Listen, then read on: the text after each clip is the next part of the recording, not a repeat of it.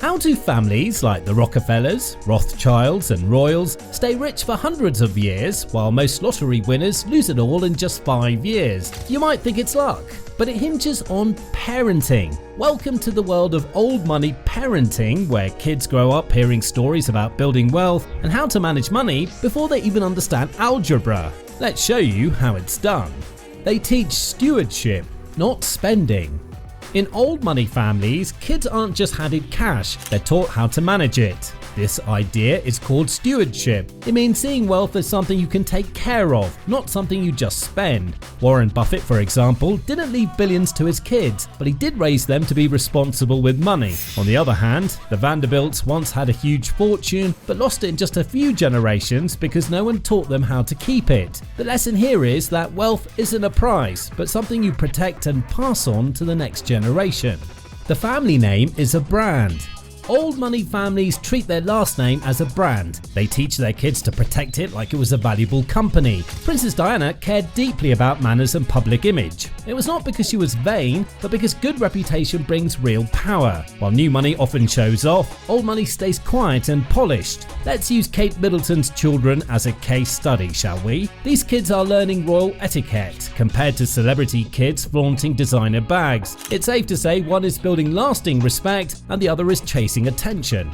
Education is non-negotiable. For old money families, education is not a choice, but certainly a must. Prince William and Prince Harry went to Eton, one of the top schools in the UK. Even Jeff Bezos, though new money, sent his kids to Montessori schools to teach independence and problem solving early on. For these families, school is not all about good grades. There's also the aspect of preparing for leadership and building strong connections. The goal is to shape confident and capable adults. So, if you're to follow their footsteps, go for schools that offer powerful networks, not just fancy classrooms. That's how old money sets kids up for life. Social etiquette is taught like math. In old money families, manners aren't just nice, they're necessary. Kids don't just learn to say please and thank you. They're taught how to greet important guests, write proper thank you notes, and even how long to hold eye contact. Jackie Kennedy made sure her children could speak French, sit with good posture, and talk politely with adults before they were teenagers. For these families, good manners can open doors in high places. Hence, the higher the circle you move in, the more important it is to understand the subtle rules. That's how old money moves gracefully. Privacy is sacred.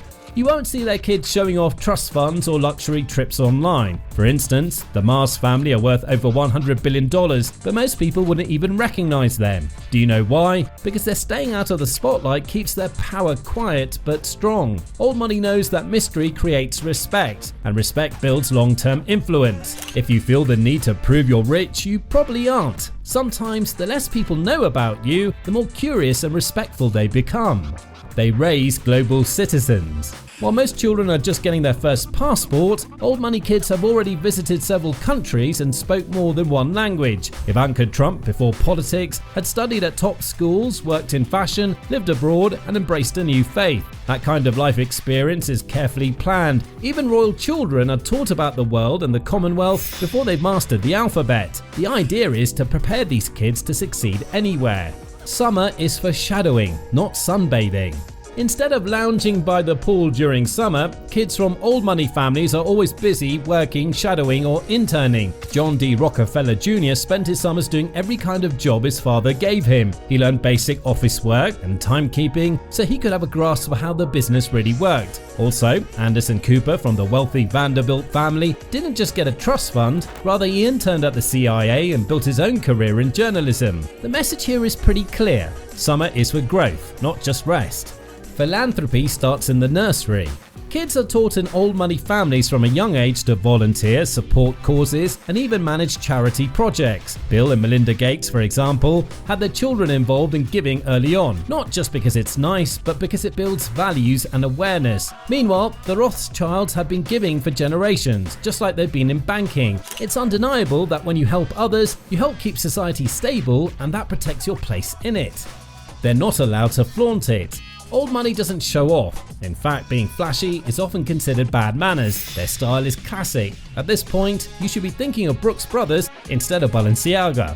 Even Queen Elizabeth II was known for re-wearing the same outfits on purpose. For old money families, it's not about being seen in the latest designer fashion, but timeless taste. Gwyneth Paltrow, who grew up in a wealthy Hollywood family, once shared that her childhood was full of comfort but not luxury. Her parents believed showing off money was rude, not impressive, and that's common in old money circles. You see, the real power move isn't wearing Gucci, it's owning shares in the company. More reason old money values control, not attention. They know that true wealth doesn't need to be announced. It speaks for itself through confidence, class, and long-term thinking. What's the lesson here, you may be wondering?